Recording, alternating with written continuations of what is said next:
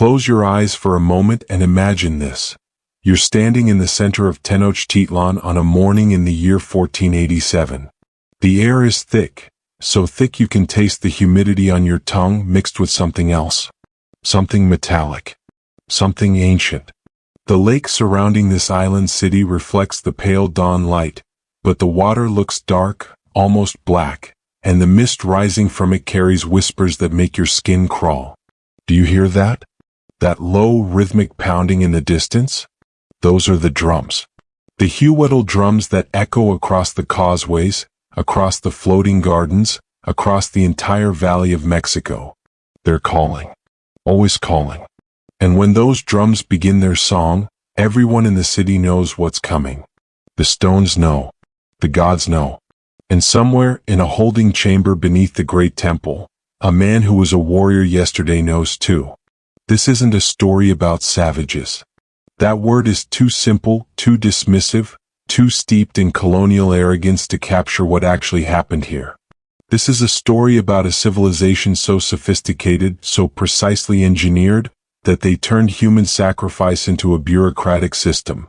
A cosmic assembly line where the product was terror and the currency was blood. What the Aztecs did to their war captives wasn't the frenzied violence of chaos. It was meticulous. It was calculated. It was, in their eyes, absolutely necessary. And it was more horrifying than you can possibly imagine. Let me take you there. Let me show you what really happened when the flower wars bloomed red. The Spaniards called them wars, but that word doesn't quite fit, does it? The Nahuatl term is Zaquiayotl, the flower wars, and there's a terrible poetry in that name that the conquistadors never understood. These weren't conflicts fought for territory. They weren't about resources or political dominance or the expansion of empire.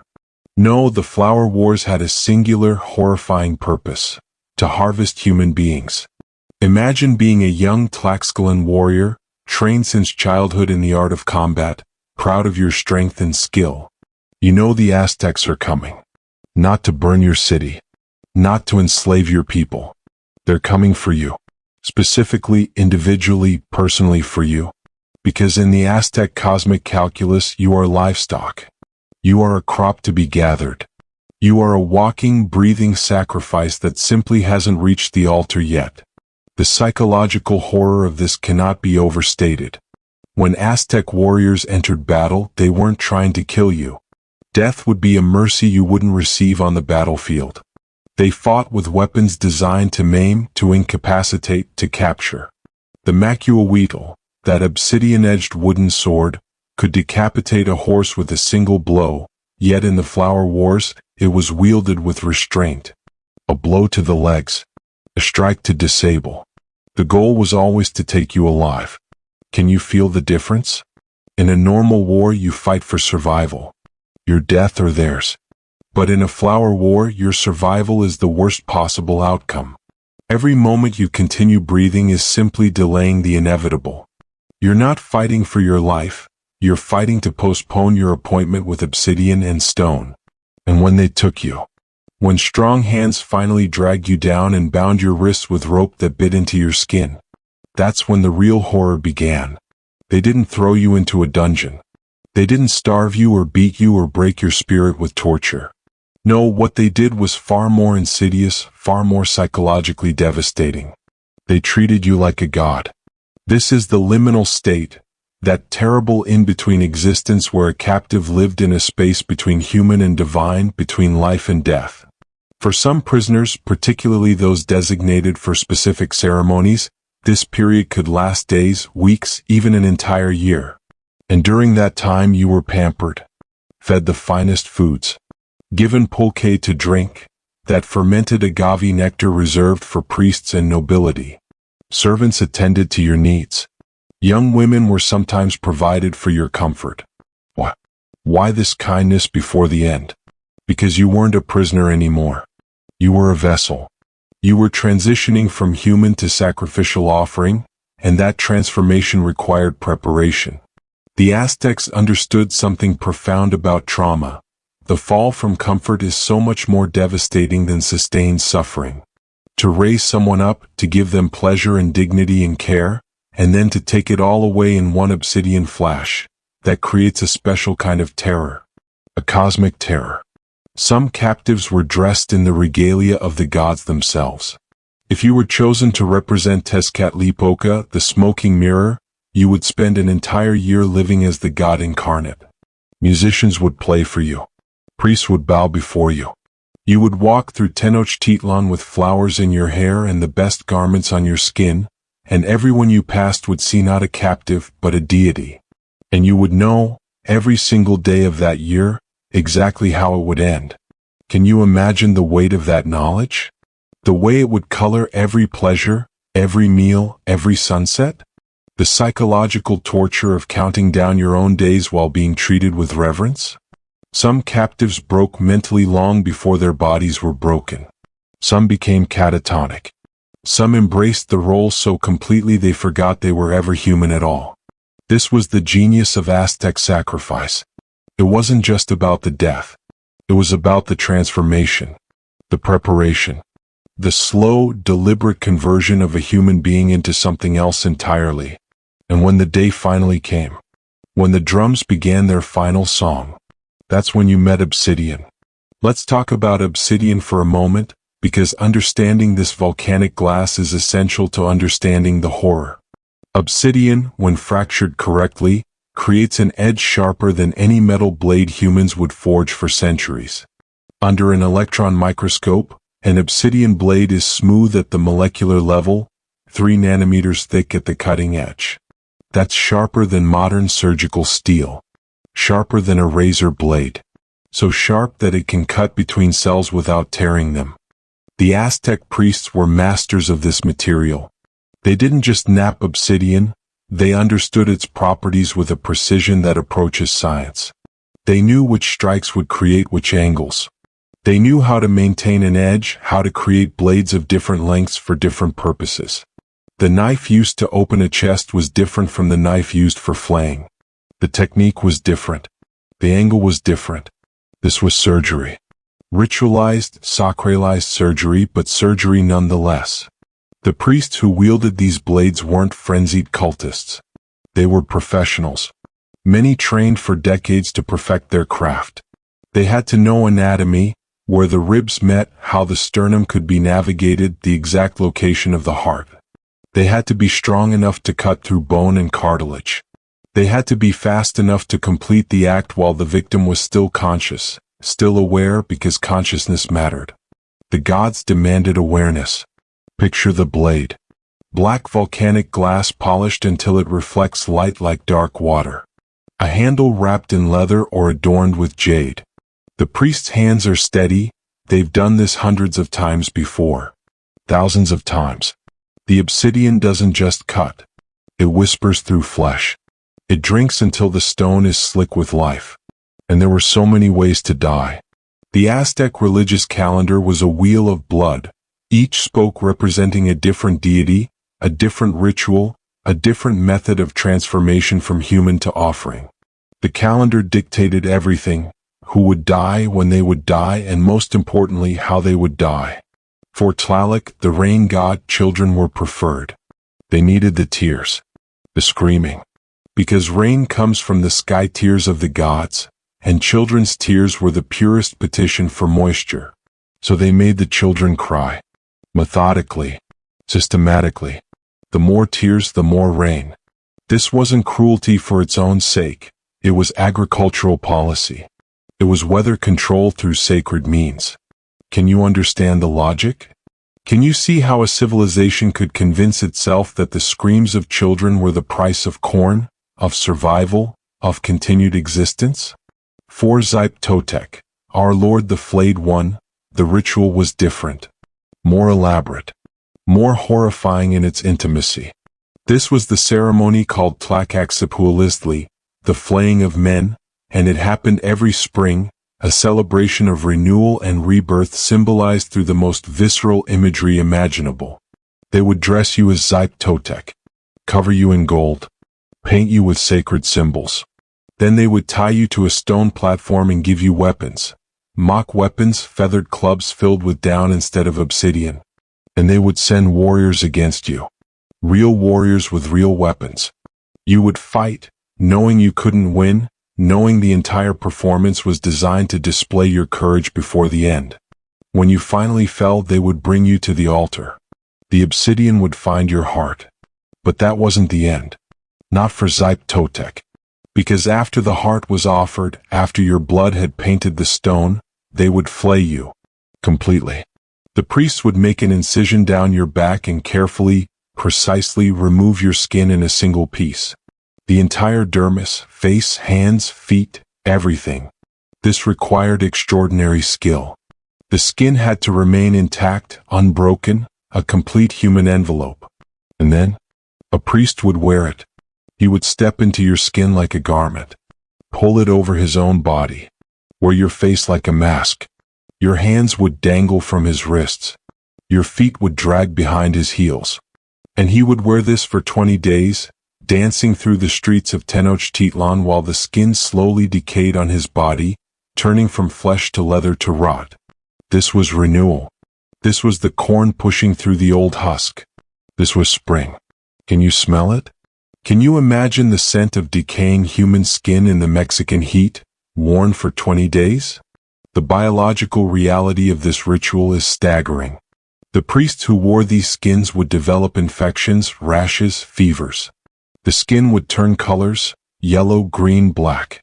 It would slough off in pieces. And all of this was sacred. All of this was necessary. Because Tenochtitlan was the god of agriculture, of goldsmiths, of renewal and transformation. And what greater transformation exists than wearing the literal skin of another human being? But we need to talk about scale. We need to confront the sheer magnitude of this system. Because what I've described so far might sound like isolated incidents, rare ceremonies, exceptional events. They weren't. This was industrial. This was infrastructure. The Tzompantli. The skull rack. Have you heard of it? The Spanish conquistadors wrote about it, and modern historians initially dismissed their accounts as exaggeration, as propaganda designed to justify conquest. The Spanish claimed they saw towers made of human skulls, walls constructed from heads. Bernal Diaz del Castillo wrote about racks that held tens of thousands of skulls, arranged in precise rows, threaded through the temples with wooden poles. Archaeological evidence has proven they weren't exaggerating. If anything, they underestimated. In 2015, archaeologists working beneath Mexico City discovered a Tzompantli containing over 650 skulls.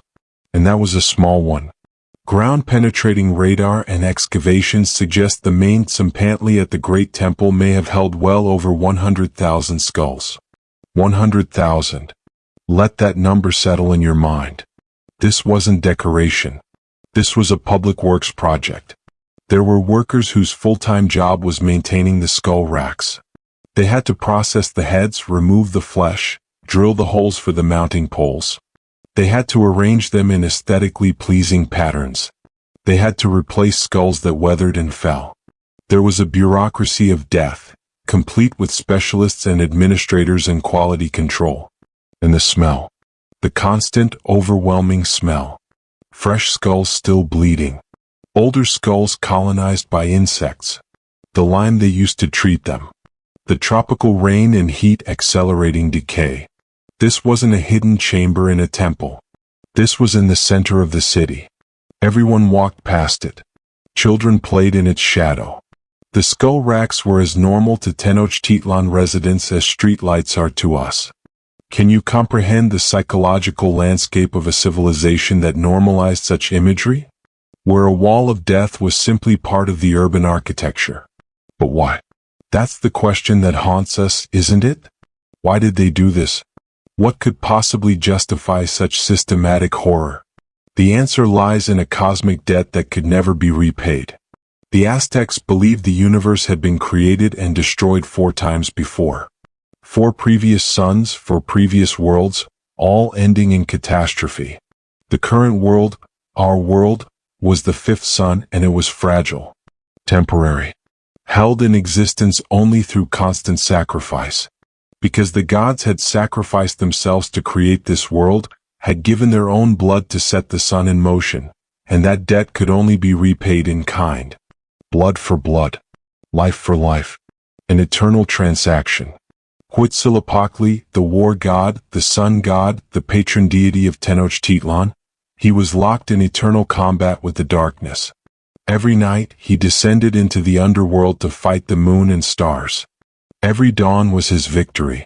But victory required strength, and strength required nourishment. And the only nourishment sufficiently powerful, sufficiently sacred, was human blood and human hearts. Without sacrifice, the sun would stop. The fifth world would end. Darkness would consume everything. This wasn't religious metaphor to the Aztecs. This was physics. This was astronomy. This was the fundamental law of cosmic mechanics. Can you imagine carrying that responsibility? Knowing that your civilization stands between existence and oblivion? That your daily rituals are all that prevent the annihilation of reality itself? The weight of that belief transforms sacrifice from cruelty into duty, into necessity, into the highest form of worship. The tragedy, the deep, profound tragedy, is that they believed it completely, with every fiber of their being. The priests who wielded obsidian blades believed they were saving the world. The captives who walked to the altar sometimes believed it too. Some went willingly, embracing their role in the cosmic order. Some felt honored to feed the sun. This is what makes Aztec sacrifice so difficult to comprehend from our modern perspective. We want to see it as simple barbarism, as evil that can be easily categorized and dismissed. But it was none of those things. It was a civilization acting on the logical conclusions of their cosmology. If you truly believed the sun needed blood to rise, wouldn't you provide it? If you truly believed your children would die in eternal darkness without the hearts of captives, wouldn't you capture them? The horror isn't that they were monsters. The horror is that they were human. Deeply, recognizably human. They were solving what they perceived as an existential crisis with the tools and beliefs available to them. And so the captives climbed. Let me take you on that final walk. You've been prepared. Painted with sacred symbols. Perhaps you've been given pulque laced with psychoactive substances, psilocybin mushrooms, datura, whatever combination the priests deemed appropriate to alter your consciousness, to ease the transition from human to divine. Your feet are bare on the stone steps of the great temple. The pyramid rises 90 feet into the air, not the tallest structure in Tenochtitlan, but the most sacred. 114 steps to the top. You can count them if you want.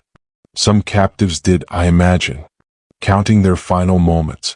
1 step, 2 steps, 3. The drums are impossibly loud now. The entire city can hear them. Tens of thousands of people line the plazas below, watching your ascent. Their faces blur together. Are they sympathetic? Hungry? Reverent? You can't tell anymore. The drugs are working. The world is starting to fragment. Your legs are exhausted. They've been climbing for what feels like hours but has only been minutes. The priests guide you, steady you when you stumble. They're gentle. They need you to reach the top conscious, aware, present. 40 steps. 50 steps. The air is thinner here. Or maybe that's the drugs. Or maybe that's fear constricting your lungs. The great temple has 2 shrines at its summit. One for Tlaloc, one for Huitzilopochtli. You know which one you're destined for. Everyone knows. 70 steps. 80 steps. You can see the entire city now. The causeway stretching across Lake Texcoco like veins. The floating gardens. The other pyramids and temples. Tenochtitlan is beautiful from up here. Heartbreakingly beautiful. This was the last few thousands of humans ever saw. Are you one of them? Are you among the thousands? 90 steps. 100. Your heart is pounding so hard you think it might burst through your ribs on its own, saving the priest the trouble. But it won't. Hearts are tougher than that. They keep beating even when you wish they would stop. 114. You've reached the top. The sacrificial stone is dark, smooth, curved, designed specifically to arch your back, to present your chest to the sky. For priests, take your limbs. They're strong. impossibly strong. You can't move. The stone is cold against your spine despite the sun. Or maybe you're cold. Maybe you've been cold this entire time and only now notice it. The sky is brilliant blue. Endless. The sun, Huitzilopochtli, blazes overhead. You're so close to it now. So close to the god you're about to feed. The high priest approaches. You see the obsidian blade catch the light. Black glass. Beautiful. Perfect. The edge so sharp it disappears. Can you hear the silence? Tens of thousands of people watching, and the silence is absolute. Even the drums have stopped. There's only your breathing. Only your heartbeat. Only the wind. The priest says words. Prayers. Incantations in Nahuatl that you understand but can no longer process. The language has become music. Pure sound. He raises the blade. And then, the archives don't record what the captives felt in that final moment. Whether it was pain or transcendence or terror or relief. The obsidian was so sharp, the priest so skilled, that some accounts suggest the victims didn't immediately realize they'd been cut. The blade entered between the ribs, found the heart, and the world simply changed. The heart was removed, still beating, placed in a stone vessel. Your body was rolled down the temple steps, 114 steps in reverse, tumbling, breaking, no longer sacred because the sacred part had been removed. And the sun rose again the next day. That's what they believed. That because of you, because of your heart, because of your blood, the sun rose. The world continued. The fifth sun survived one more day. Today you can walk through the ruins of Tenochtitlan. The great temple, what remains of it, sits beneath Mexico City, partially excavated, partially still buried under centuries of construction. The skull racks are gone. The sacrificial stones are in museums. The priests are dust. The empire fell to Cortez and disease and cultural annihilation. But the ground remembers. Archaeologists still find bones when they dig. Still find obsidian blades. Still find evidence of what happened here encoded in stone and earth. The city built on top of the city built on top of blood. And sometimes, on certain mornings when the air is thick and the mist rises from what remains of the lake, you can almost hear them. The drums. The footsteps on the pyramid stairs. The silence of 10,000 people watching someone breathe their last. The Aztecs didn't believe they were committing atrocities. They believed they were saving the world. And that might be the most horrifying truth of all, that civilizations can normalize anything, justify anything, systematize anything if they believe their survival depends on it. The obsidian is in museums now, behind glass, safe, inert. But the questions remain, sharp as ever, cutting through our comfortable distance from the past. What would you sacrifice if you believed the world depended on it? How much horror can faith justify? And when we look at the ruins of Tenochtitlan, are we seeing the remnants of an alien civilization? Or a mirror reflecting our own capacity for systematic violence wrapped in sacred purpose? The ground beneath Mexico City holds its secrets. Millions of them. And the fifth sun still rises every morning. For now.